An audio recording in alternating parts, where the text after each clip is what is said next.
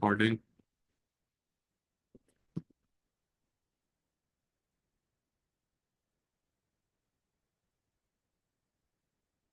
Okay, चलिए देख लें.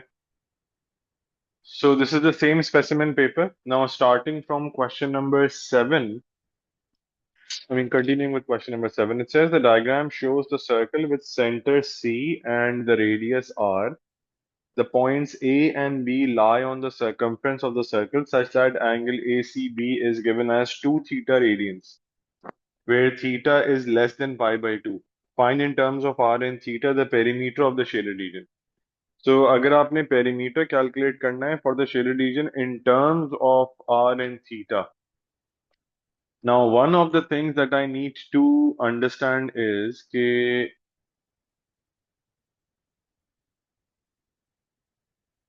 आपका एक ये पार्ट होगा और एक ये पार्ट होगा.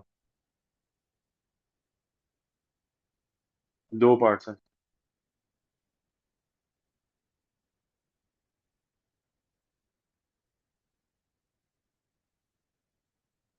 और ये पार्ट होना चाहिए 2 pi - 2 theta.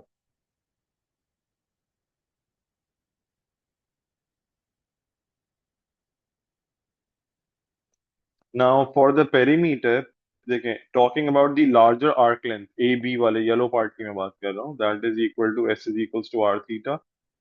R should be R and theta becomes 2 pi minus 2 theta. ये वैल्यू हो जाएगी for this part 2 pi minus 2 theta.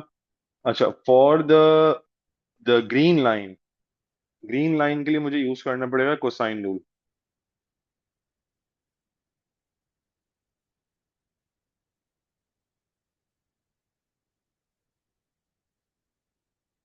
A square plus, नहीं, a square plus b square और b square plus c square minus 2 BC cos of 2 theta.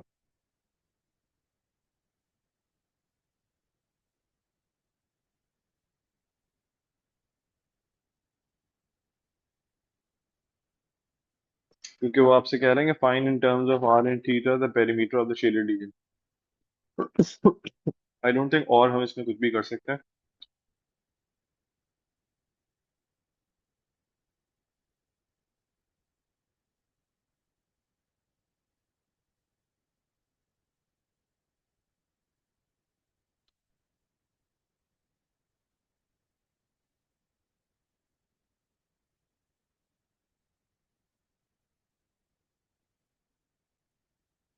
थोड़ा सा अगर आप चाहें तो और सिंप्लीफाई कर लें तो बस that's all we can do.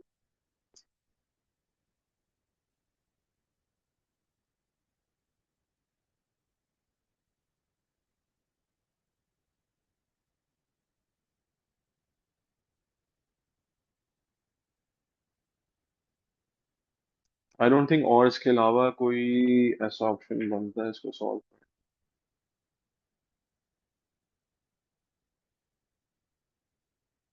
क्योंकि हमें ए बी की लेंथ चाहिए, that's the only way we can calculate the length of, there is another way, but वो फिर हमें थीटा के फॉर्मेशन के अंदर हम कर सकते हैं. बात तो वही होगी, कहीं ना कहीं कुछ ना कुछ तो बचेगा ही. ऐसे भी कर सकते हैं. उस केस में भी आंसर आ सकता है. If this is given as theta, if I can calculate this x and then this x together, वो भी हो सकता है. I can do sine theta is equal to x upon r. That gives me x is equals to r sine theta. ये भी कर सकते हैं. तो वो 2 टाइम्स कर लेंगे. ये भी हो सकता है. इफ यू थिंक कि ये ज्यादा सिंपलर अप्रोच है तो ऐसे कर लें. That's up completely up to you. मैंने ये लेंथ निकालने के लिए I just did this part, इसको मैंने मिड से कट कर दिया. This becomes theta, this also becomes theta. This is the hypotenuse, this becomes the perpendicular और the opposite. And then I can do sine theta is equal to x upon r. R रट जाके multiply हो जाएगा. आपको 2 times of x चाहिए तो you can write 2 r sine theta. ये भी कर सकते हैं. This is also doable and this is. ये हो सकता है आपको थोड़ा सा वो लग रहा हो कि भाई लेंथी ज्यादा है. मैं बिल्कुल सही कह रहे हैं आप. दोनों एक्सेप्ट होंगे. इसका इसकी मार्किंग स्कीम है ना, मैंने भेज ही दिया आप लोगों ने. मार्किंग स्कीम नहीं भेजी मैंने। अम्म अच्छा, मैं देख लूंगा इसकी मार्किंग स्कीम। मैं चेक कर लूंगा, तो होनी चाहिए। All right. Find in terms of r and theta the area of the shaded region. So they want us to calculate the area of the shaded region. I think इस तरह ही करने में शायद हमें ज्यादा बेहतर रहेगा, क्योंकि अच्छा, इससे मजे की बात है कि इवेंचुअली इन आंसर से करना कुछ नहीं है, क्योंकि ये नॉन कैलकुलेटर पेपर है। बस उनको सिर्फ आंसर्स चाहिए इन terms of these values, otherwise हम और कुछ नहीं कर सकते। अब वो कह रहे हैं find in terms of r and theta the area of the shaded region. हाँ, इसके लिए मैं ये कर सकता हूँ कि मैं एरिया ऑफ सेक्टर निकाल लूँ और एरिया ऑफ ट्राइंगल दोनों को ऐड कर लूँ। मतलब मैं व्हाइट वाले को यूज ही नहीं करूंगा। So I can do area of the larger sector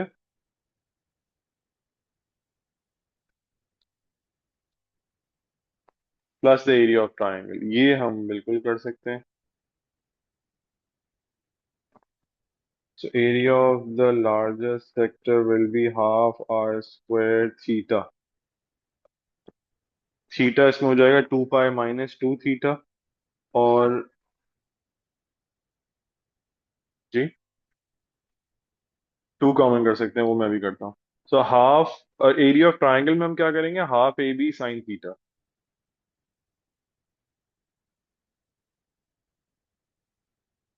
common आप बिल्कुल ले सकते हैं इसमें से।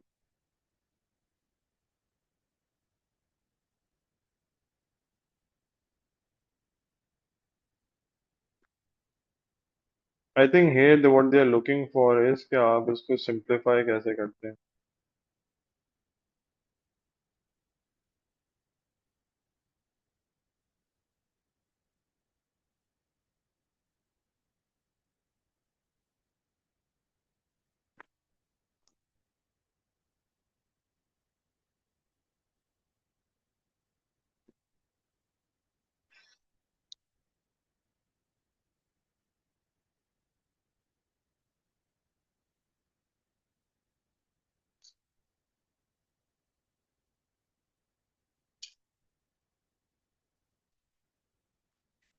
Done.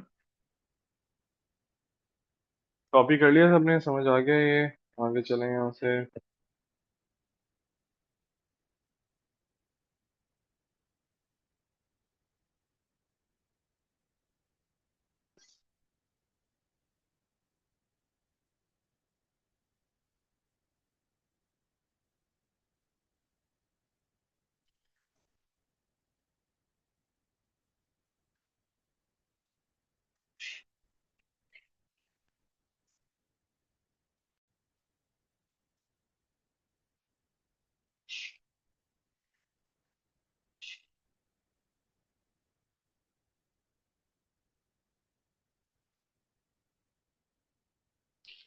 Okay,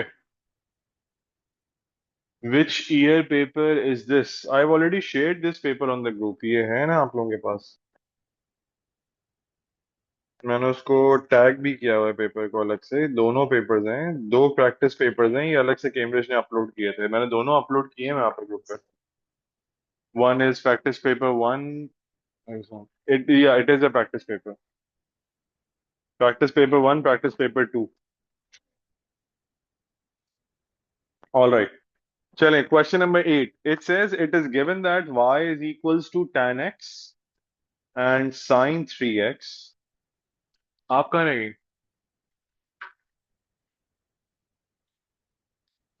y is equals to tan x and sin 3x, find the exact value of dy upon dx when x is equals to pi by 3। वाह, चलो भाई, सब कुछ ही आ गया इस पेपर के।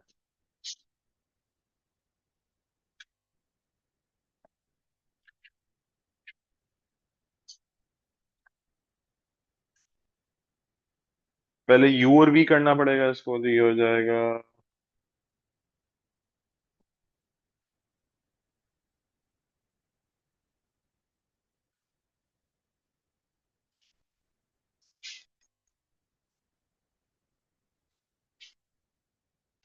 3 cos 3x।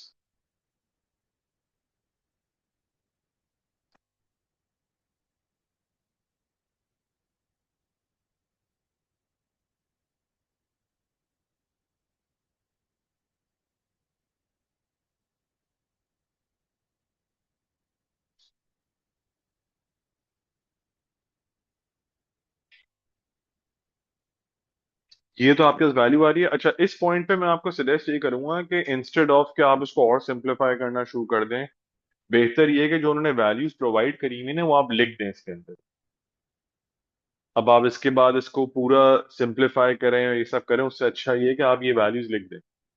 वैल्यूज लिखने से मतलब ये है कि आपको पता चल रहा है sin 3x sin π/3 वगैरह सब उन्होंने दिया हुआ है ना।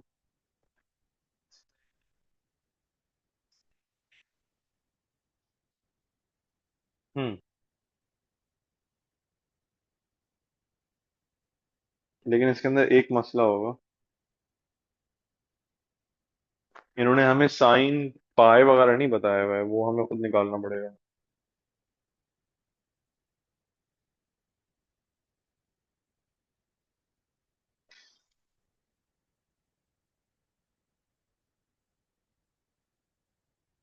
कुछ साइन उन्होंने बताए हुए हैं बट हर साइन नहीं बताया हुआ है हमें।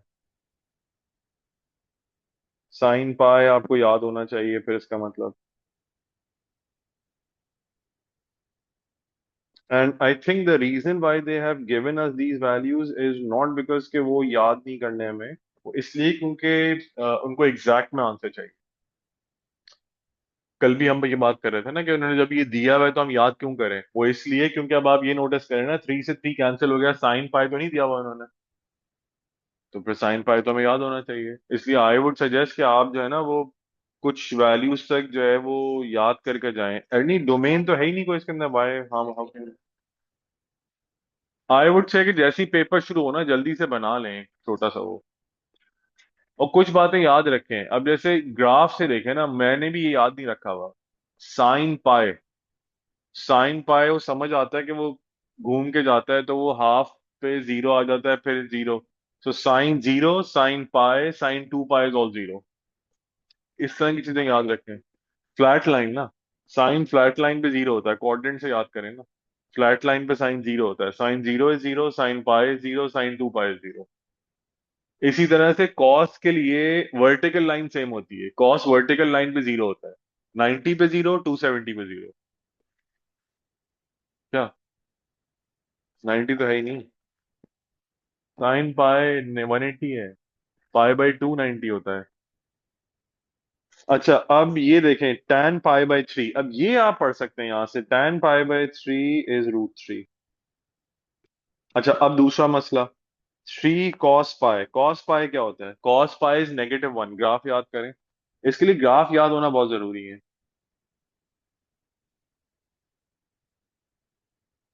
-1, cos π हो गया -1, तो ये बहरहाल अब इस साल से ऐसे ही है, अब क्या कर सकते हैं। sin π is 0, 0 multiplied by all this become 0, ये सब 0 हो जाएगा। और cos π क्या है? cos π is -1,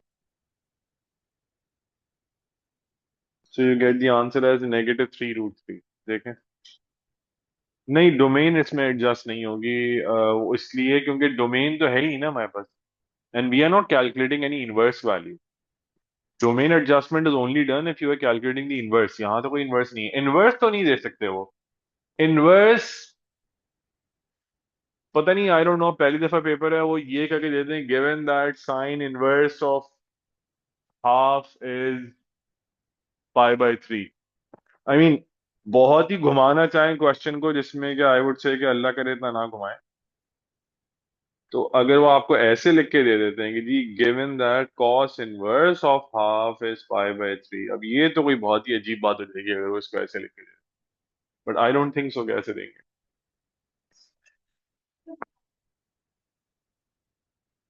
hmm. Hmm.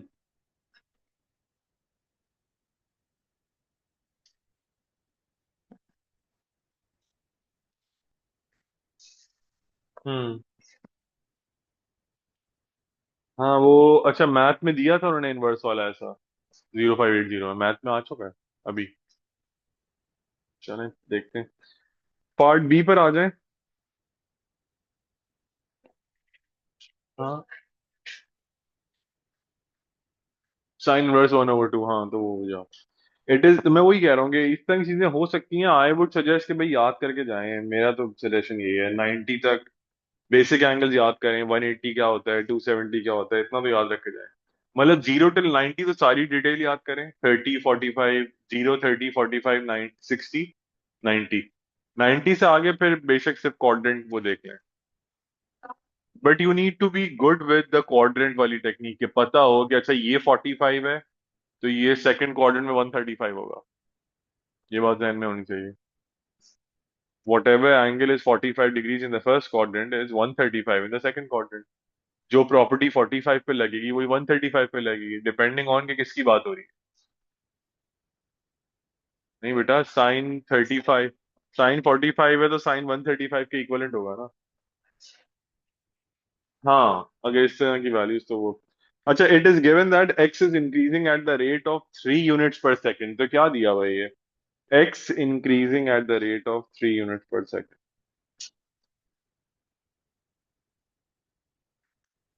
3, d x upon d t दिया हुआ है। Find the corresponding change in y, dy upon dt का चेंज। अब इसको हम स्टार्ट कैसे करते हैं, मैंने आप लोगों को पहले भी बताया है। जिस रेफरेंस में इक्वेशन बनी हुई होती है, हम भी उसी रेफरेंस में काम करते हैं। इक्वेशन बनी हुई है y is equal to that value, तो आप भी उसी रेफरेंस में जाएं।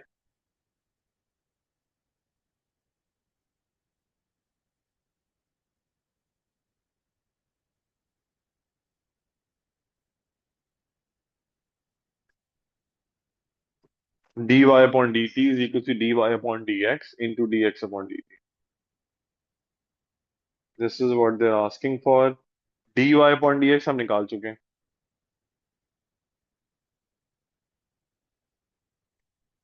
-3√3 फर्स्ट पार्ट के अंदर, multiplied by d x upon d t, which is 3।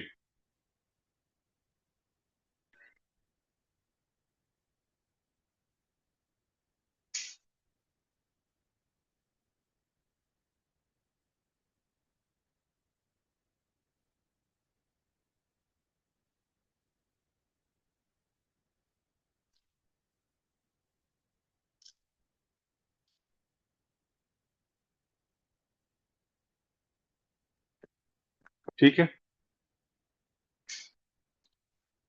अच्छा, next part, find the approximate change in y as x increases from pi by 3 to pi by 3 plus h. तो ये basically x हो गया और ये हो गया x plus delta x, remember. आप इसको लिख कैसे सकते हैं? हम इसको लिखते हैं, बहुत आसान होता है, d Y upon D x is equals to delta y upon delta x. ऐसे लिखा जाता है, d Y upon D x is equal to delta y upon delta x. तो d Y upon D x हो जाएगा, d Y upon D x था हमारे पास, delta Y हमें नहीं पता, डेल्टा एक्स हमें पता है, एच।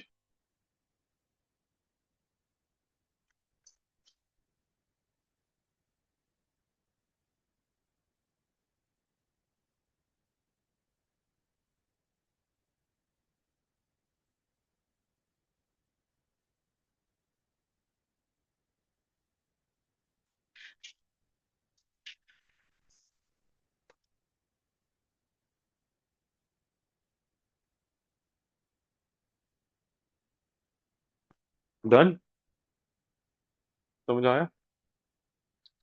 कॉपी कर लें फिर आगे चलते हैं।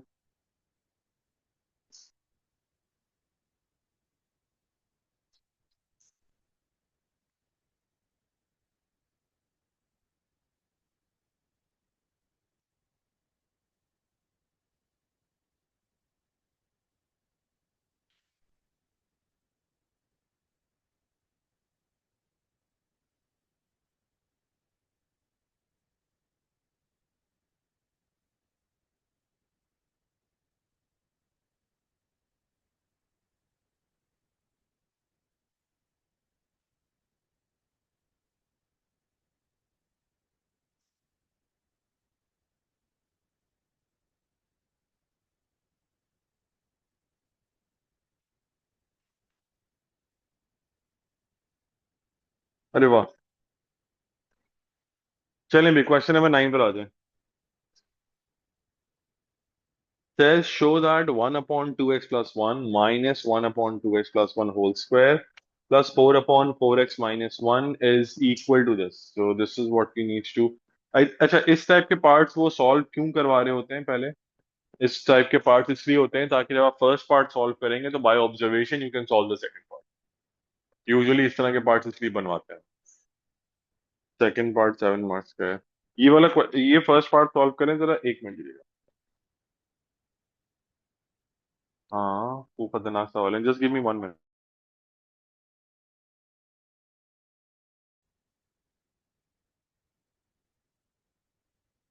सही है भाई, हमारी क्लास की कोई वैल्यू नहीं है। अच्छा, अभी क्वेश्चन 9 का फर्स्ट पार्ट हो गया, वैसे शो दैट के ऊपर था, आई एम श्योर हो गया होगा। पार्ट 1 हो गया, सब लोगों से हो गया। अगर पार्ट 1 तो पार्ट 2 के ऊपर आ जाइए। पार्ट 1 वैसे इजी है, एलसीएम निकालेंगे, सॉल्व करेंगे तो हो ही जाएगा मसला। नहीं नहीं, इतनी लंबी नहीं है वर्किंग। क्या बात करो, मैं करके दिखाऊं? इतनी वर्किंग है ही नहीं।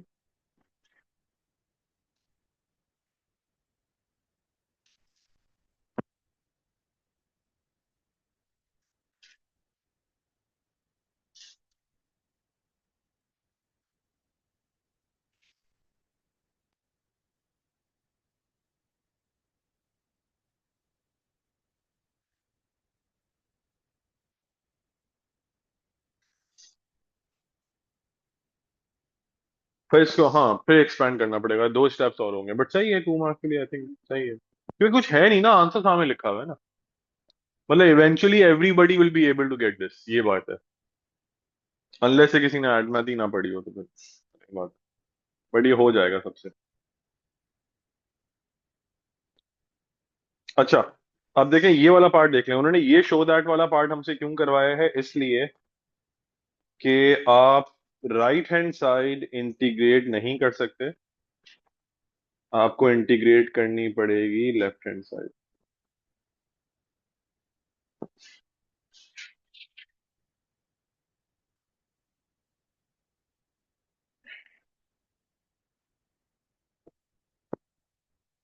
हाँ, ये होता है।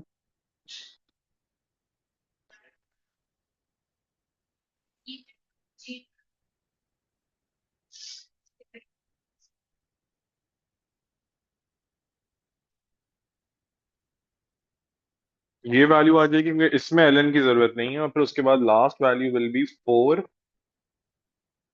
ln 4x - 1 divided by 4 also. और इस पे लिमिट आ जाएगी ऑफ 1.5।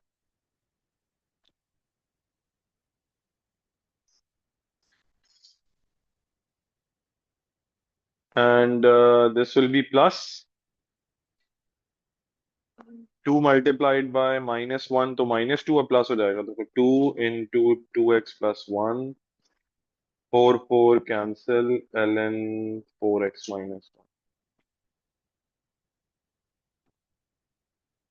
ठीक है जी। अच्छा, अब इसको सॉल्व कर लेते हैं। 1 सेकेंड, अच्छा मैंने 1 लिख दिया है यहाँ पर, शुड हैव। ये 2 + 1 3 बनेगा। देख लीजिएगा, मैं कोई गलती कर रहा हूँ तो बता दीजिएगा please. 2 × 1 + 1 3 plus ln 4 × 1 - 1, so that becomes ln 3। मैं डायरेक्टली लिख रहा हूँ, minus ln 2 × ½ is 1, 1 + 1 is 2, so it's ln 2/2। 2 × 1 + 1, 4 × ½ -1, बोलो।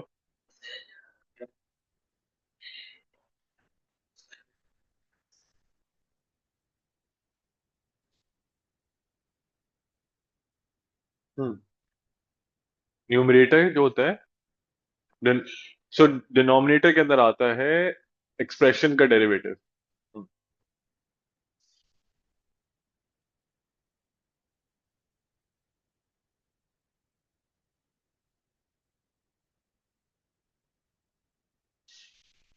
अच्छा ये हो जाएगा 2 2 - 1 0, ln 1 is 0। बेटा आप लोग टाइम वेस्ट कर रहे हैं पीछे, बिल्कुल ही टाइम ही वेस्ट हो रहा है, नहीं क्या मतलब। हाँ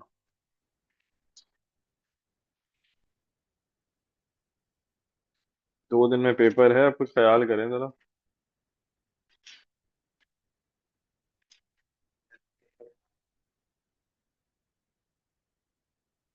बेटा बस ऐसा होने लग गया तो क्या ही बात है। ln 3/2 plus ln 3 becomes 3/2 ln 3।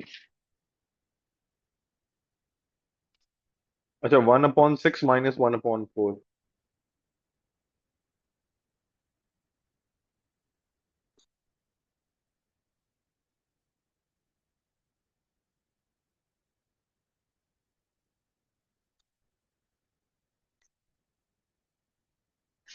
बस इसमें एक चीज का ख्याल रखिएगा, वो ये कि स्टेप्स करने में जल्दबाजी नहीं करिएगा, कि नहीं ये खत्म नहीं हो रहा या ऐसा मसला हो रहा है, वो हो जाएगा खत्म। जल्दी जल्दी में स्टेप्स गलत नहीं करिएगा, बिकॉज इट्स 7 मार्क्स, तो आप अगर ज्यादा स्टेप्स कर भी रहे हैं तो कोई इतना मसला नहीं है, मार्क्स ही इतने ज्यादा हैं उसके। स्टेप्स होंगे ज्यादा।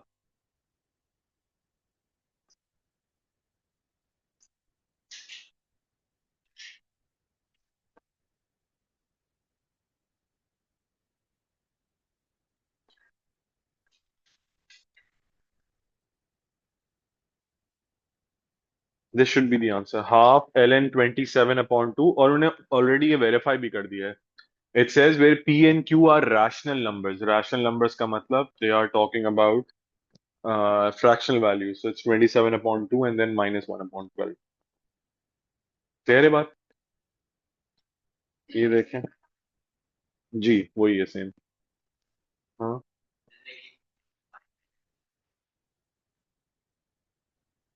हम्म।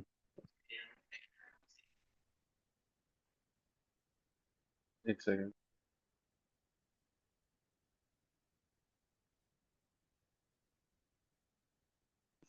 हम्म।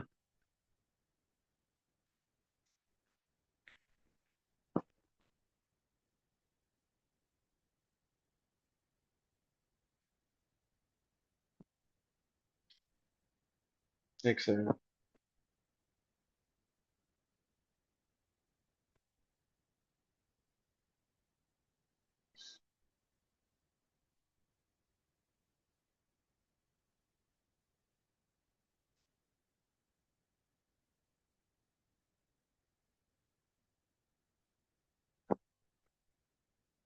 हाँ बताओ बताओ, सॉरी बोलो।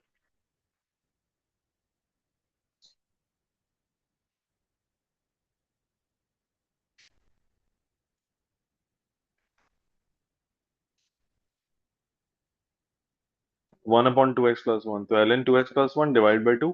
सही तो है, क्या हुआ? 2x+1 न्यूमरेटर में चला गया, ln बन गया, और divided by the derivative of 2x+1 which is 2। सही तो है।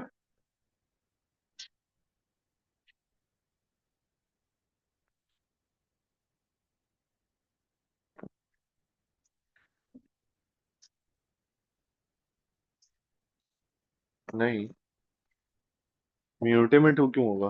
ताकि नेक्स्ट टाइम जब आप मल्टीप्लिकेशन करेंगे और जब डेरिवेटिव ऑफ 2x+1 न्यूमरेटर में आएगा, तो नीचे वाले 2 से कैंसिल हो जाएगा। सही है बिल्कुल। हमेशा न्यूमरेट डिनोमिनेटर वाली वैल्यू ln बन के न्यूमरेटर में जाती है, then you divide the expression by the derivative of the element. 2x+1 का डेरिवेटिव दैट इज 2। ये हमेशा ऐसे ही होता है।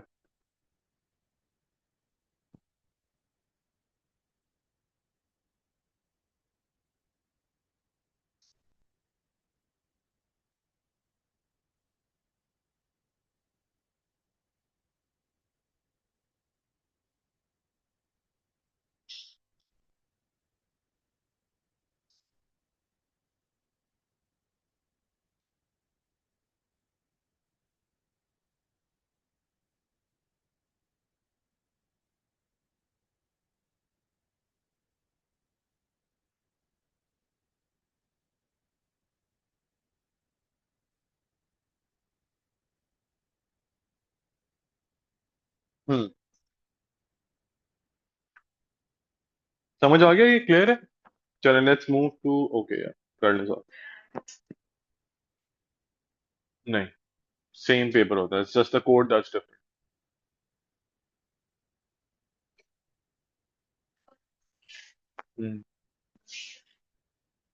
कल भी हमने क्लास,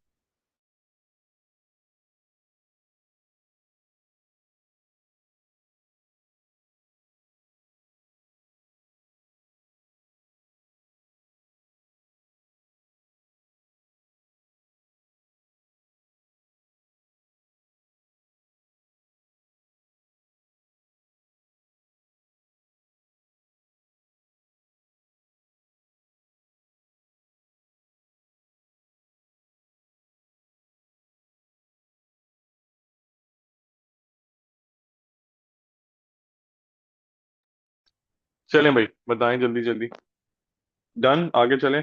क्वेश्चन नंबर 10 पर आ जाएं। It says a particle P is initially at the point with position vector 30 and 10 and moves with a constant speed of 10 meters per second in the same direction as -4 and 3। अभी जरा गौर से देख लीजिएगा। A particle is, statement reading इसमें बहुत important होती है, उसके हिसाब से काम करेंगे। A particle is initially at the position 30 and 10, ये इसकी इनिशियल पोजीशन है, and moves with a constant speed of 10 meters per second in the direction of this. अच्छा, अब ये जो बातें हैं ना, देखें, बात ये है कि जो आपके पार्टिकल की न्यू पोजीशन होती है, that is always the old position plus T multiplied by velocity. मैंने आप लोगों को यही बताया था। अब बात करते हैं न्यू पोजीशन की। वो कह रहे हैं find the position vector of p at time t seconds. At time t seconds का मतलब टी आवर्स के बाद ये कहां पहुंच जाएगा। It's as simple as that.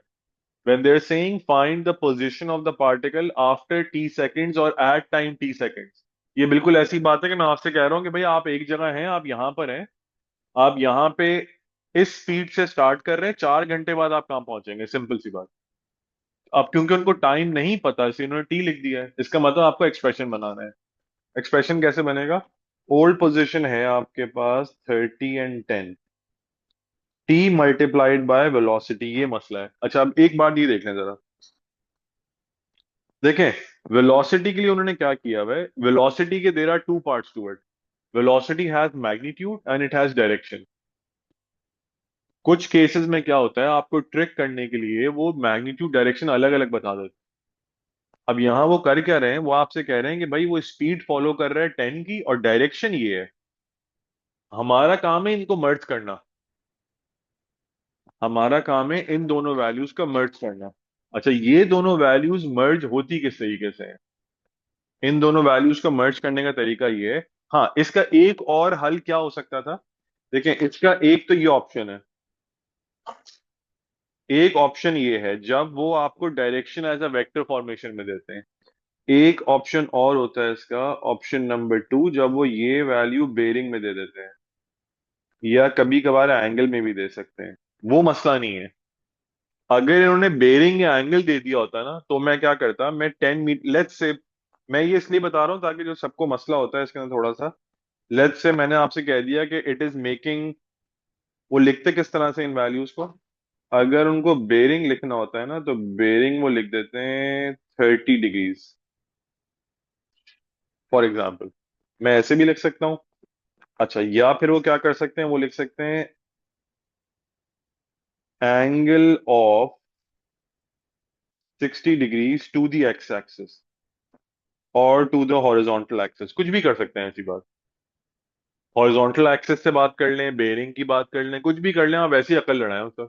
अगर वो कह रहे हैं angle of 60 degrees to the x axis, इसका मतलब कि भाई ये एक्स एक्सिस है और यहां से बात हो रही है 60 डिग्रीज, मतलब इसकी बात कर रहे हैं वो, फ्लैट एक्सिस उसके साथ 60 डिग्रीज। ठीक है। अच्छा, अगर वो ये इंफॉर्मेशन देते तो मैं क्या करता, if they give me this information, मैं एक ट्राइंगल बनाता। अब ये देख लें प्लीज, मैं एक ट्राइंगल बनाता। ट्राइंगल के अंदर मैं ये एंगल मार्क करता 60। अभी अगर इस बात की हम बात करें तो, अगर वो बेरिंग देते तो मैं इसको मार्क करता 30, ये फिर भी 60 होता, एक ही बात हो गई। और दूसरी बात, जो वो आपको स्पीड वगैरह देते हैं ना, वो हमेशा ये लाइन होती है। It's always the magnitude. तो अगर उन्होंने आपको स्पीड प्रोवाइड कर दी है, दिस इज द मैग्नीट्यूड। अगर ऐसा होता तो फिर मैं क्या करता है इस सिचुएशन के अंदर, ये देख लें जल्दी से। अगर मुझे इसको कॉलम वेक्टर के फॉर्मेट में लिखना होता है ना, तो मैं कॉलम वेक्टर में इसको लिखता 10 sin 60, और ये होता है 10 cos 60। अगर मुझे इन वैल्यूज से आई और जे बनाना होता तो this is how I would make the I and J vector या द कॉलम वेक्टर। ये कॉलम वेक्टर बन जाता है इसका। इसको मैं कहता कि भाई ये है किलोमीटर पर आवर में और मीटर पर सेकंड के अंदर। This is what you call the velocity. This is the situation जबकि ऑप्शन टू की बात हो रही होती है। अभी ऑप्शन टू की बात नहीं हो रही। अगर ऑप्शन टू की बात हो रही होती, वो आपको मैग्नीट्यूड देते, एंगल देते, this is how you would work with those values. ठीक है। अच्छा, एक बात और। अभी तो सारी इंफॉर्मेशन राइट हैंड साइड पर है। अगर वो कहते हैं एंगल 120 है, अगर एंगल वो कहते हैं 120, मैं तब भी यही करता। बस ये ट्रायंगल लेफ्ट पे बना हुआ होता है ना, तो ये आपको केयरफुल रहना पड़ेगा। अगर आपने इस साइड पे एंगल बनाया है और आप यहाँ की बात कर रहे हैं, तो ये आपको बाद में ख्याल करना पड़ेगा कि एक्स के साथ माइनस का साइन लगाएं और वाई के साथ पॉजिटिव का साइन लगाएं। ये बात की बात है, अभी नहीं पूछ रहे हो। But I am just saying कि भाई आप एंगल देख के बनाए ना। अगर वो कह रहे हैं कि वो 120 डिग्रीज पे ट्रैवल कर रहा है, इसका मतलब ये यहां से 60 है फिर। वो बेरिंग पे डिपेंड करता है, वो बेरिंग नहीं कह रहा मैं, I am saying 120 to the x axis. अगर मैं बेरिंग कहता तो बात अलग है, आप बिल्कुल सही कह रहे हैं। अगर यही डायग्राम बेरिंग के लिए होती है, वो कहते हैं 120 degrees at a bearing of 120, तो फिर ये होता। फिर हम ये बात करते हैं। फिर ये होता एक्स पॉजिटिव एक्स, ये होता नेगेटिव वाई। दैट डिपेंड्स कहाँ की बात हो रही है। ट्रायंगल हमेशा वैसे ही बनते हैं। ट्रायंगल का मसला नहीं होता, it's never about the triangle. वो तो हर जगह एक ही स्टाइल का बनता है। आप अगर लिखना चाहें तो मैं आपको बना के दिखा देता हूँ, उससे इतना फर्क कोई नहीं पड़ता। आप वर्किंग अपनी उससे मत वो करिएगा। आपने तो वर्किंग ऐसे ही करनी है। ये थीटा है, ये थीटा है, ये थीटा, ये थीटा है। बस आपको ये ख्याल रखना है कि भाई ये एक्स है, सॉरी, ये वाई है, ये एक्स है, ये नेगेटिव वाई है, ये नेगेटिव एक्स है, ये पॉजिटिव वाई है, ये नेगेटिव एक्स है, ये नेगेटिव वाई है। बस ये ख्याल रख के चले आप जहां भी बात करें, इनके हिसाब से वर्किंग करें। सो आपकी वर्किंग में कोई फर्क नहीं पड़ता, आपने तो वही करना होगा 10 sin 60, 10 cos 60। जब एक दफा कॉलम वेक्टर बना लेंगे, फिर साइन बाद में चेंज करके लगाए ना सही से। पहले से साइन ही कंफ्यूजन में जाएंगे तो आपसे ही प्लस माइनस की गलती हो जाएगी। बाद में ठीक कर लें। 1। हाँ, तो 120 अगर वो कहते हैं from to the x axis, तो फिर ऐसे बनेगा। अगर वो कहते हैं 120 from the x axis, horizontal line से, तो 120 ऐसे बनता है ना। और अगर वो कहते हैं 120 की बेरिंग के ऊपर, तो फिर वो यहां बनता। डिपेंड करता है ना क्या पूछ रहे हैं। हाँ, बिल्कुल कर सकते हैं, एग्जैक्ट वैल्यूज यूज कर सकते हैं।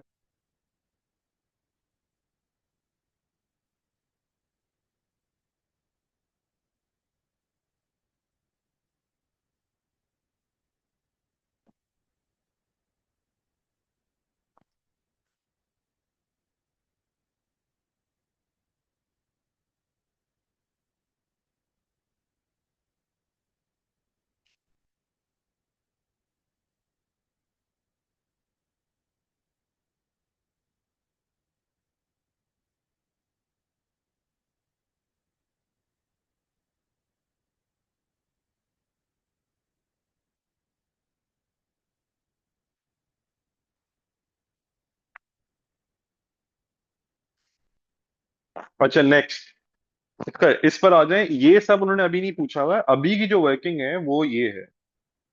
अभी की वर्किंग कैसे होगी अभी देख लें जरा। उन्होंने आपको स्पीड दी है 10 मीटर्स पर सेकेंड इस डायरेक्शन में। This is the direction. आपने क्या करना होता है, if they give you the direction. अब देखें, ये बना हुआ है एज अ मैग्नीट्यूड और ये लिखा हुआ है एज अ डायरेक्शन। आप इसका भी मैग्नीट्यूड निकालें। देखिए, एक वैल्यू एज अ मैग्नीट्यूड लिखी हुई है, एक एज अ कॉलम वेक्टर लिखा हुआ है। That's difficult to compare. अगर आपने उन्हें कंपैरिजन करना है तो आप पहले इसको भी ठीक करें. तो what I would do is I would calculate the magnitude of this.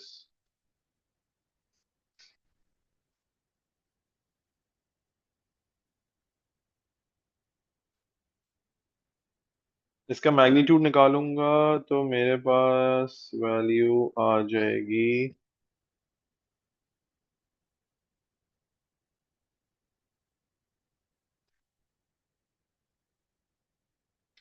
16 + 9 5. ठीक है, अब बहुत सिंपल सा काम है. अब ये देखें प्लीज, कॉपी मत करें अभी. देखें 5 यहां पे लिखा हुआ है, इसका मैग्नीट्यूड 5 है, इसका मैग्नीट्यूड 10 है. ये हमेशा एक दूसरे के स्केलर मल्टीपल्स ही होते हैं because you are in the same direction. Technically आपको क्या पता चला, आपको ये पता चला, ये देख लें please. Conceptually speaking now you know कि एक वेक्टर है 5 यूनिट्स का, उसी डायरेक्शन में एक वेक्टर 10 यूनिट्स का है. तो अगर 5 वाले का वेक्टर -4 और 3 है तो 10 वाले का क्या होना चाहिए? -8 और 6. बस यही काम करना था. So unitary method wise, this gets multiplied by 2 to make 10. With the same logic, -4 और 3 को multiply होना चाहिए 2 से. So you get -8 और 6. ये again वर्किंग इतनी बड़ी नहीं है, वो तो मैंने समझाने के लिए इतना कर दिया. राइट हैंड साइड की वर्किंग तो है ही नहीं ना किसी का. सो आपके पास जो वेक्टर बनेगा, पोजीशन वेक्टर, वो बनेगा इसका. अब ये देख लें, 30 10 plus t multiplied by -8 and 6. Now a lot of people what they do is वो इक्वेशन बना के छोड़ देते हैं, उनको इक्वेशन नहीं चाहिए. ये आपने बना दिया है बट दिस इज इनकम्प्लीट. बनाई बिल्कुल सही है, ये अभी इनकम्प्लीट है. कैसे इनकम्प्लीट है, इसको एक मैट्रिक्स में दिखाएं. Show this in one column vector. Now this is complete. अब ये सही है, कंप्लीट ये है.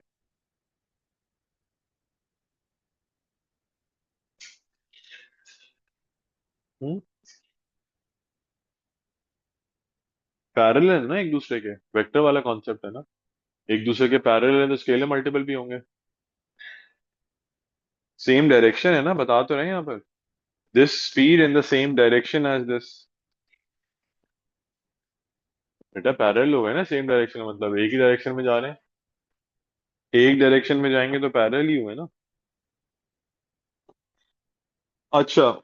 As p starts moving, a particle q starts to move such that its position vector t seconds is given by -80 -90 plus t 5 × 12. अच्छा, अब इन्होंने यहाँ पे क्या किया है भाई, यहाँ इन्होंने आपको वेलोसिटी बता दी है. देखें आप.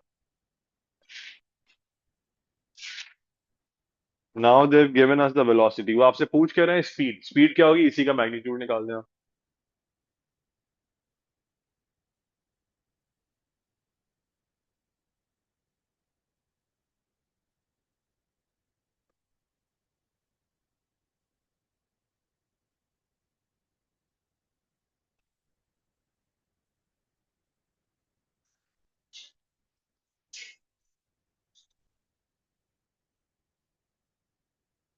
No prediction.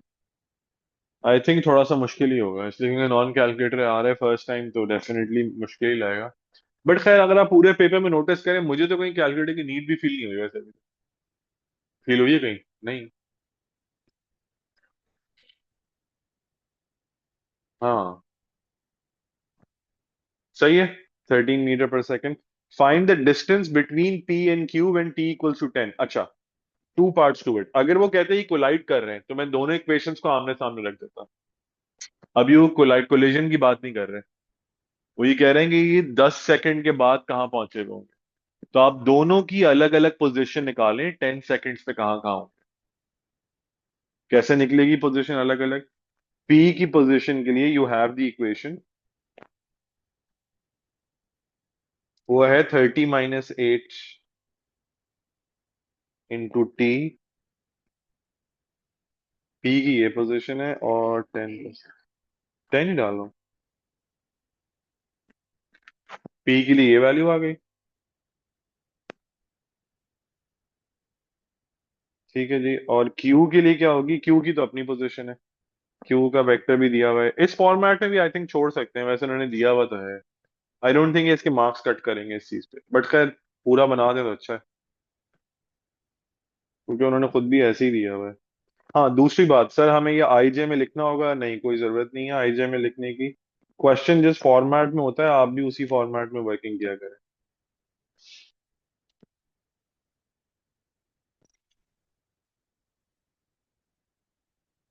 सॉल्व नहीं, आंसर है उसका।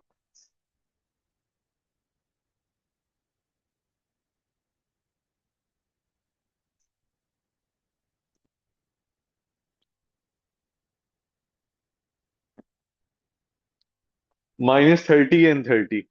अच्छा ये इनकी अपनी अपनी इंडिविजुअल पोजीशंस आ रही, ठीक है, ये इनकी इंडिविजुअल पोजीशंस है। Are they asking for their individual positions, और आर दे आस्किंग फॉर कि ये कितना दूर है एक दूसरे से, ये एक दूसरे से कितना दूर है। तो ये टेक्निकली अभी पता है क्या निकला है? अभी इट्स लाइक ये 0 0 से स्टार्ट हुए, ठीक है, क्यू जो है आप इसको ऐसे समझ लें, ये पॉइंट है 0 0, ठीक है, क्यू पहुंच गया, पी पहुंच गया -50 +70 पे। समझे आप, क्यू यहां खड़ा हुआ है। मैं समझा रहा हूं, सिर्फ आपको ये नहीं करना होगा, ये -50 +70, क्यू यहां खड़ा है, पी। अच्छा उसके बाद आ जाए क्यू के ऊपर, क्यू इज एट -30 +30, क्यू यहां पर है, may be at this point. तो इनकी पोजीशंस है ना, ये आ गया पी और ये आ गया क्यू, उनको ये नहीं चाहिए, वो उनको क्या चाहिए, उनको ये चाहिए, पी क्यू। पी क्यू कैसे निकलेगा? It's a vector. How do you calculate the distance between two points, they are not.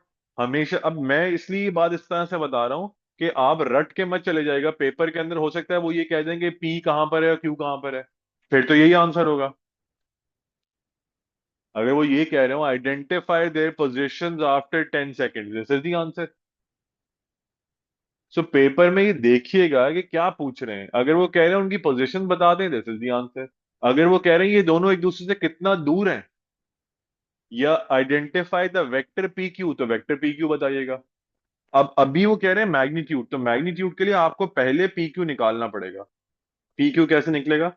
P Q निकालने के लिए आप करें, या तो आप ये कर लीजिए P O plus O Q, या फिर आप कर लें O Q minus O P, एक ही बात है।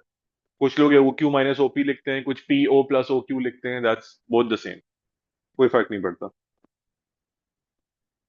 अब पी ओ कैसे निकलेगा? पी ओ आपके पास है ऊपर ना, पी ओ लिखा हुआ है -50 and 70, but it says P O. P O चाहिए, ये टेक्निकली ओ पी है, ये ओ क्यू है। I want P O, P O का मतलब बस आप इसके साइन उल्टे कर दें।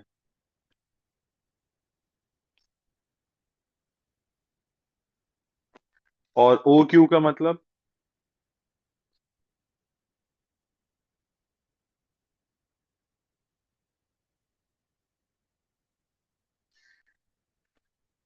मतलब इनके बीच में ये डिस्टेंस है।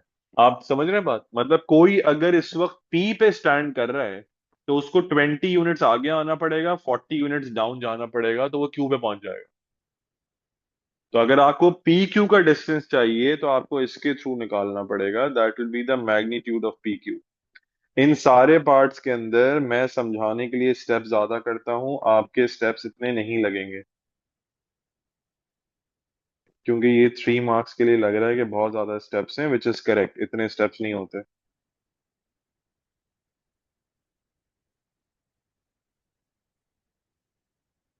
2000 का स्क्वायर रूट निकाल के बता दें?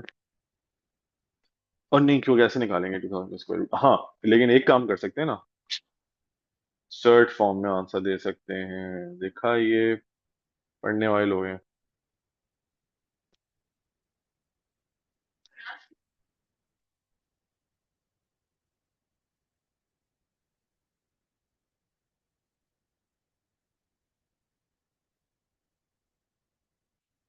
इस तरह वर्किंग करें ना कि जरा वो सही तो रहे।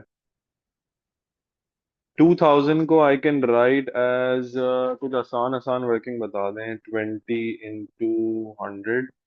एक काम करते हैं ना, 400 इंटू 5 कर लें तो 400 का स्क्वायर रूट 20 बन के बाहर आ जाएगा। This is the answer. Surd में चाहिए उनको, और ये आंसर होगा मीटर्स में। यूनिट साथ जरूर लिखिएगा प्लीज। 20√5 मीटर्स। क्लियर है बात? समझ आ गया? चलें जी।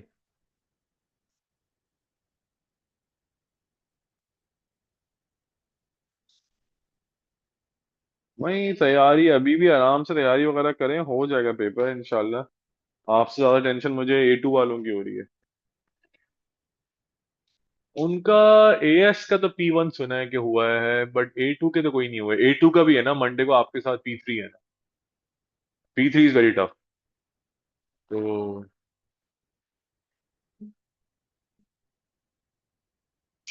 नहीं नहीं। अच्छा, given that 40 multiplied by NC5 is equal to 2 into n minus 1 n plus 1 C6, इस टाइप का क्वेश्चन मैं आपको करा चुका हूं पहले। देखें इसमें हम क्या करते हैं, NC5, in fact we were doing a technique like this with binomial also last week। NC5 का मतलब है n into n minus 1 5 times into n minus 2। आप स्टार्ट कहां से करते हैं, जो ये ऊपर लिखा होता है ना, जैसे ये n लिखा हुआ है, आप n से स्टार्ट करेंगे और फिर आप एक एक वैल्यू डिक्रीज करते रहते हैं इसमें। So n into N minus one into N minus two into N minus three into N minus four, पांच वैल्यूज हो गई, डिवाइडेड बाय 5 फैक्टोरियल। अब यहाँ आप अपनी आसानी के लिए ऑब्वियसली कैलकुलेटर अलाउड नहीं है, तो आई वुड से कि आप ऐसे लिखें, पहले आप 5 फैक्टोरियल लिख लें, बट अगर आपने स्टेप्स बचाने हैं तो फिर आप 5 इंटू 4 इंटू 3 इंटू 2 इंटू 1 करें। अच्छा, देन 2 इंटू n माइनस 1, ये पार्ट देख लें please. Now about n+1, as I said, जो लिखा होता है वहीं से स्टार्ट करते हैं, you start decreasing one value. तो अगर आप स्टार्ट n+1 से करेंगे तो नेक्स्ट वैल्यू होगी n, उसके बाद वाली वैल्यू होगी n-1। अब हमें ये लिखना है 6 टाइम्स, बस ये देख के लिखेंगे 6 टाइम्स पूरे हो जाएं। 6 टाइम्स पूरे हो गए, n+1 n-1 into n-2 n-3 n-4, 6 हो गई values. 6 multiplications divided by 6 factorial. ठीक है, अब सिंप्लीफाई करना शुरू करें। अब अपने आप को कंफ्यूज मत करिएगा इसके अंदर। आप जो कैंसिल कर सकते हैं वो कैंसिल कर दें। जैसे मैं यहां से ये पूरी लाइन कैंसिल कर सकता हूँ, ये पूरा कैंसिल हो जाएगा लेफ्ट और राइट पे।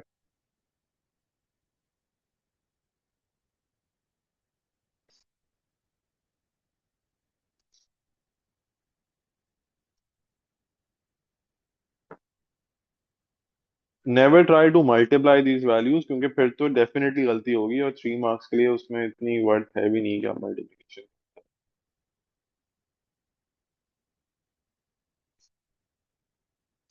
ज्यादा से ज्यादा कोशिश करेंगे आप कैंसिलेशंस पे काम करें। जैसे ये है ना, मैं ये कैंसिल कर दूंगा लेफ्ट हैंड साइड पे। Next I will do this, 2 1 2, 2 3 6, so ये बनेगा 120 is equals to n-1 n+1, that becomes n² - 1।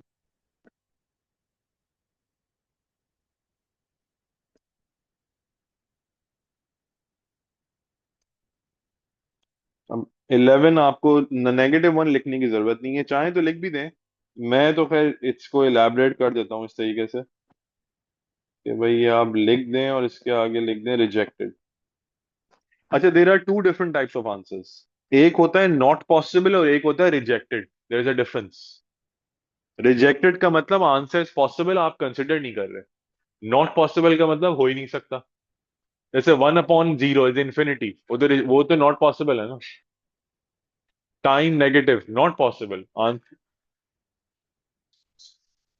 नहीं, it's not close to zero.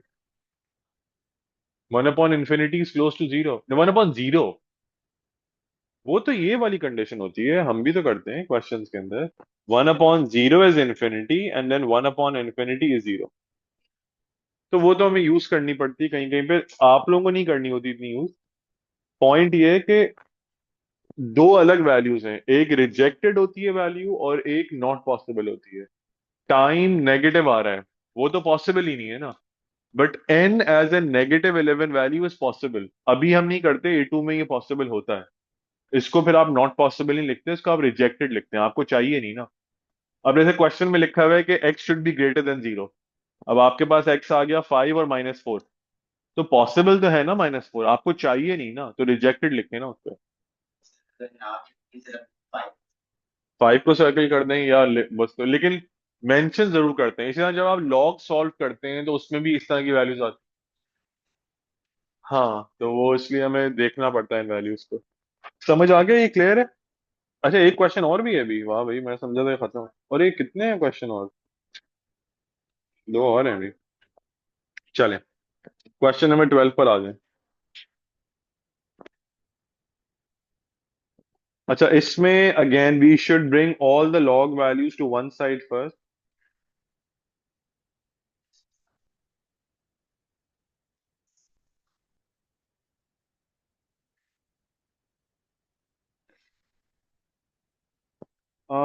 या एक काम हम और भी कर सकते हैं, और वो ये, क्योंकि इवन इनको माइनस करके भी जो है ना कोई इतना फायदा नहीं होगा। सो आई बिलीव के देखें, अब इसकी हिंट क्या होती है। इसकी हिंट ये है कि एक लिखा हुआ है log 3x, एक लिखा हुआ है log x3, अलग अलग हो रहे हैं ना।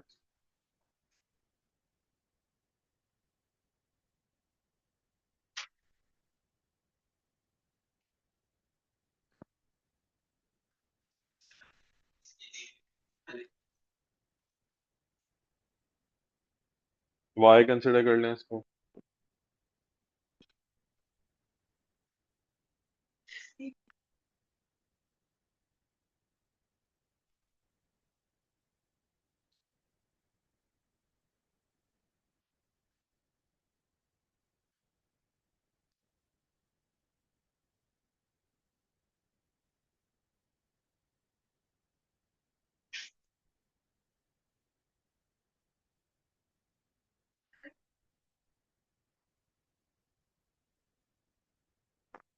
जी, काम तो आपने कुछ किया नहीं है, चलें ये।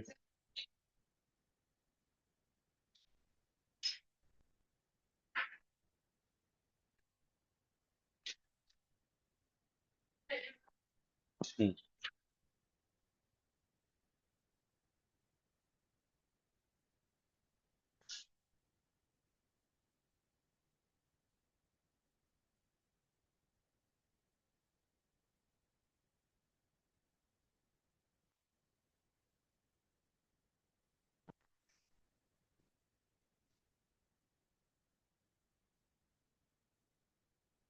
अच्छा, so the values that we have are representing.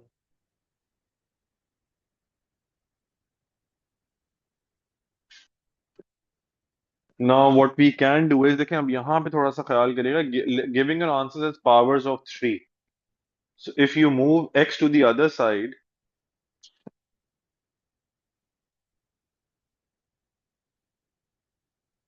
ये आ जाएगा। आप इसको दूसरी साइड पे मूव कर दें,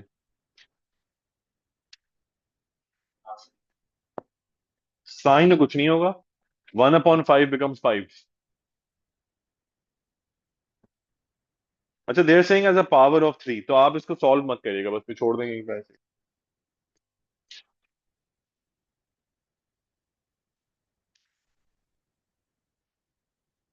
दे are only asking it as a, although this is solvable, वैसे 1/243 हो जाएगा ये, और वो 9 हो जाएगा, सॉल्वेबल तो है, बट वो नहीं कह रहा, बस ठीक है, मत करेंगे।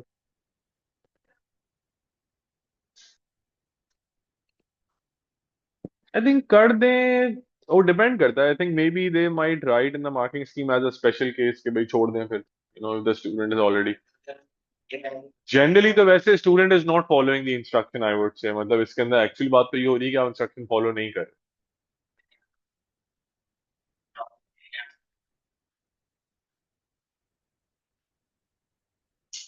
लॉजिक भी तो सही है।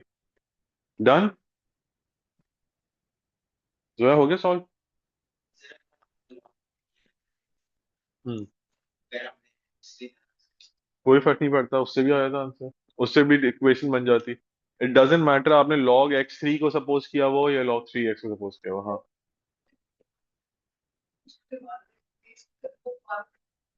हम्म।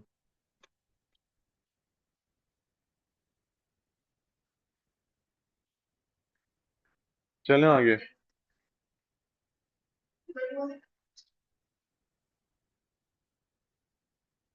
2024। 2024 के स्टार्ट में हो गया था, आई मीन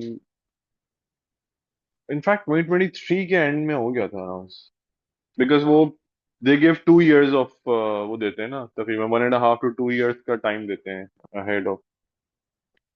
अच्छा। हम्म। अच्छा, और ये इतना बड़ा है, ये भी 7 marks का?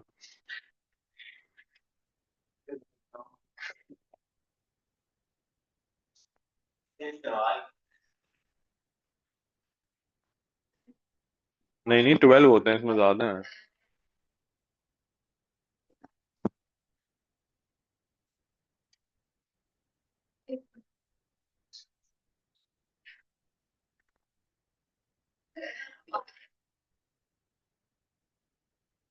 नहीं नहीं, ऐसा नहीं है, वो आपने को दूसरे पेपर देखे होंगे। सो आप जब इसको एक दफा इंटीग्रेट करेंगे तो this gives you the first derivative,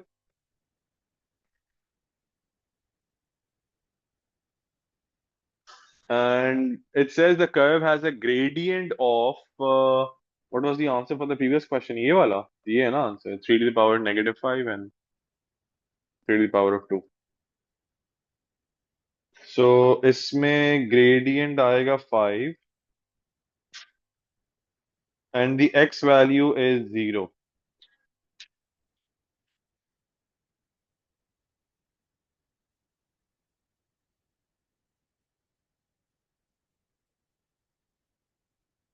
और सी की वैल्यू आ जाएगी 3, करेक्ट?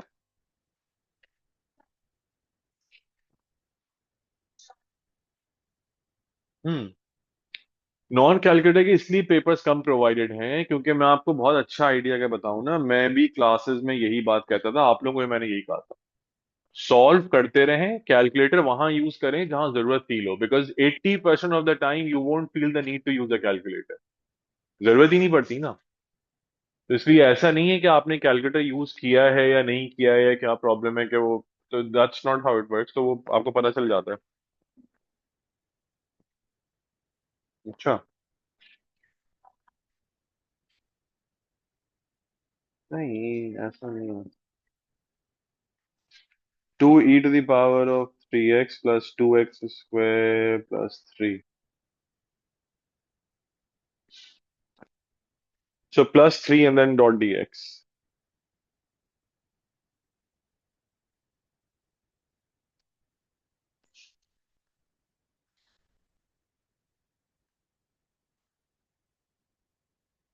ये देखें, ये भी इंटीग्रेट हो गया। अच्छा, इंटीग्रेट करने के बाद अब हम वैल्यूज वही वाली पुट करेंगे, देखें पूरा हमारे पास वो गिवन है ना coordinate set. So y is 0, sorry y is 5।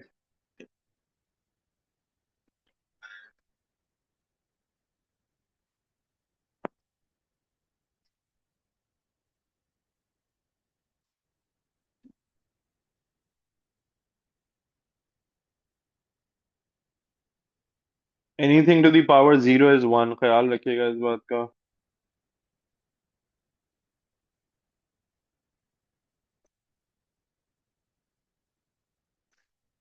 3/3 is 1।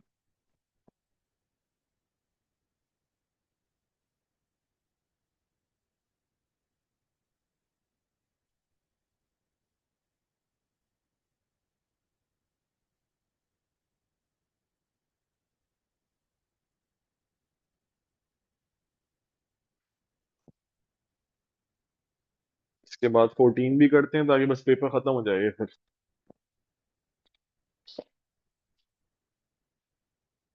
एक ये खत्म हो जाएगा, हमारा एक फेब मार्च रह जाएगा, आई थिंक वो हमने नहीं किया ना। हाँ बिल्कुल, संडे को क्लास होगी, देखते हैं।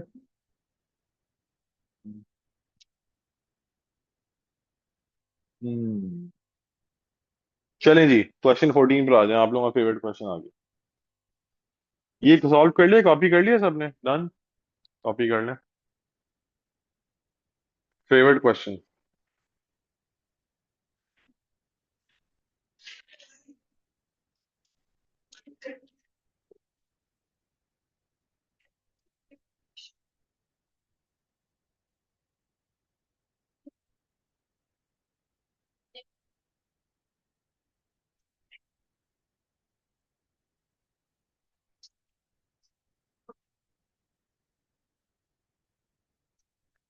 हाँ चलें, और इसके बाद ये अच्छा वाला क्वेश्चन आ गया, crispy question. The diagram shows part of the curve y is equals to ln 4x minus 1 upon 2x plus 1 and the normal to the curve at the point A. The curve crosses the x-axis at A and the normal to the curve at A meets the y-axis at the point B. Find the equation of this normal and hence find the coordinates of B. वो तो आसान है, B के coordinates तो easily आ जाएंगे। पहली working तो ये है, ये नॉर्मल है। नॉर्मल का मतलब ये कि इस पे जो ग्रेडियंट आएगा वो m2 आएगा, बट m2 के लिए पहले m1 निकालना पड़ेगा।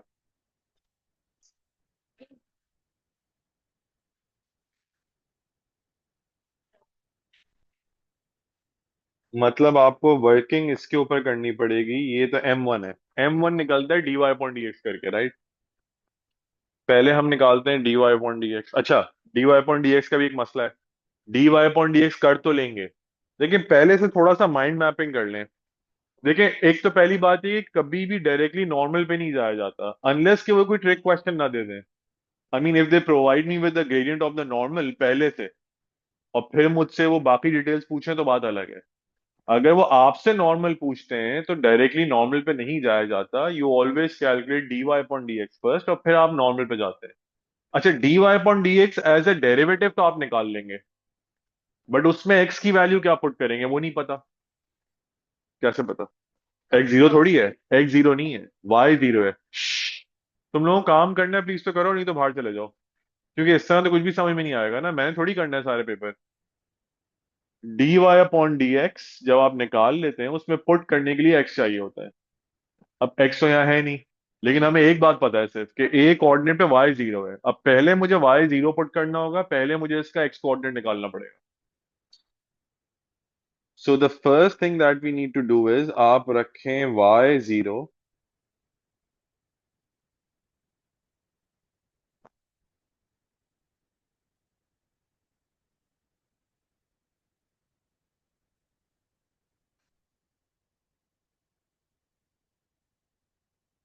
ln जब राइट साइड पर आएगा तो ये बन जाएगा e to the power of zero. Anything to the power of zero is one. अब आपको एक x की वैल्यू मिल गई अपनी इक्वेशन में पुट करने के लिए, जो कि हमने लेटर ऑन पुट करनी है। अब हमें एक वैल्यू मिल गई है। अब इस वैल्यू का फिर हम क्या करेंगे, अब इससे हम चलते हैं आगे। And now you can work with y is equals to ln 4x minus 1 into अब ये dy अपॉन dx हम डायरेक्टली कर नहीं सकते, ये जाएगा क्वोशंट टूल के ऊपर। फ्रैक्शन है ना, so 1 upon 4x minus 1 multiplied by 4।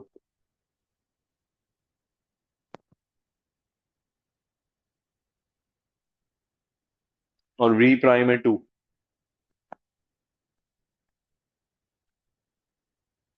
v u prime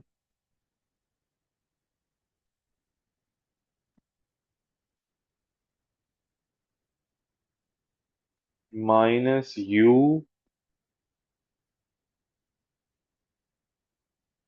into v prime upon v square. v square is 2x plus 1 whole square. अच्छा, ये जितना मुश्किल लग रहा है ये एक्चुअली इतना मुश्किल है नहीं। उसका मैं आपको रीजन बता देता हूँ क्यों। वो इसलिए क्योंकि इस क्वेश्चन के अंदर ना आपको इस पॉइंट पर ही आई वुड सजेस्ट कि हाफ पुट कर दें। हाफ पुट करने से बहुत काम सही हो जाएगा आपका, फ्रैक्शंस वगैरह सारी खत्म हो जाएंगी। So I would go with inserting half in the expression. मैं इसी पॉइंट पे पुट कर दूंगा ताकि काम आसान हो जाए मेरा। सारी फ्रैक्शन खत्म हो जाएंगी यहीं पर।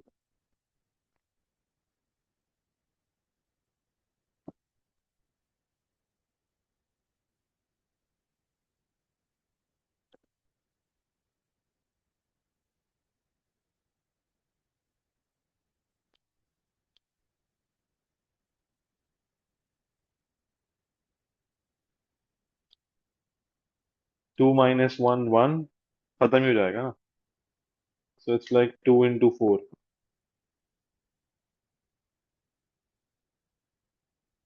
ln 2 minus 1 ln 1 ln 1 zero. मतलब एल एन भी खत्म, ये भी खत्म। सो 22114। इवेंचुअली आप देखें सिंप्लीफाई होके सब खत्म हो गया, आंसर सिर्फ 2 आ जाएगा। चाहिए तो बहुत छोटी होगी ना वैल्यू, आसान हो गया। अच्छा अब क्या हुआ, ग्रेडियंट आ गया 2। L N one is 0। M2 हो जाएगा -12। ठीक है। अब आपके पास इंफॉर्मेशन क्या क्या हो गई वो आप यहाँ लिख लें, देखें। इंफॉर्मेशन हो गई आपके पास, कोऑर्डिनेट है 0, हाफ एंड 0, ए का कोऑर्डिनेट, और ग्रेडियंट है आपके पास -12। कोऑर्डिनेट था ना ए के कोऑर्डिनेट, ए के कोऑर्डिनेट्स आ गए हाफ एंड 0। अब आप करेंगे y is equals to mx+c।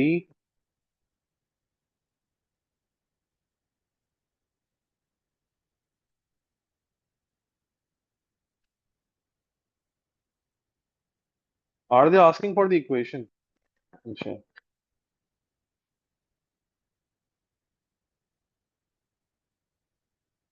वैसे तो ये इक्वेशन आ गई है, बट आई वुड से, अच्छा देखें कोऑर्डिनेट भी आ गया बी का।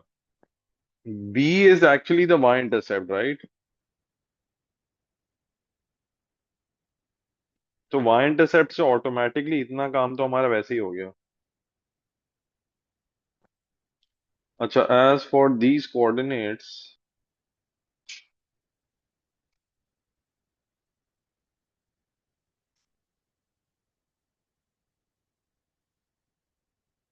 इसका सही तरीका जो होता है ना लिखने का, एक तो वही होता है कि आप कोशिश ये करते हैं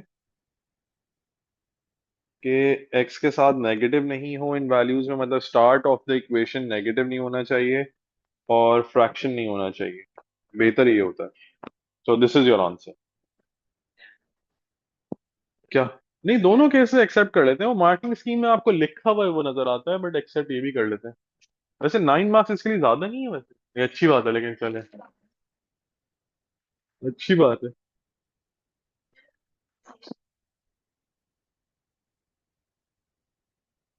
ये भी हो सकता है। या मैं वैसे आप लोगों को ये अभी पेपर शेयर कर देता हूँ, तो आप वो भी देख लेंगे। नहीं, सॉल्व, सॉल्व। हाँ, इसका तो मार्किंग स्कीम मैं भी देखता हूँ, I don't know marking scheme है या नहीं है, वो मैं देख लेता हूँ। ये हमने वैसे पूरा ही सॉल्व किया है ना, कुछ छोड़ा तो नहीं था ना? हम्म। हाँ, बस ये साइमल्टेनियस नहीं किया था हमने, बट बाकी तो पूरा किया हुआ ही है। चले, मैं वैसे ये शेयर भी कर दूंगा पूरा पेपर। ठीक है भाई। तो फिर जो है वो हम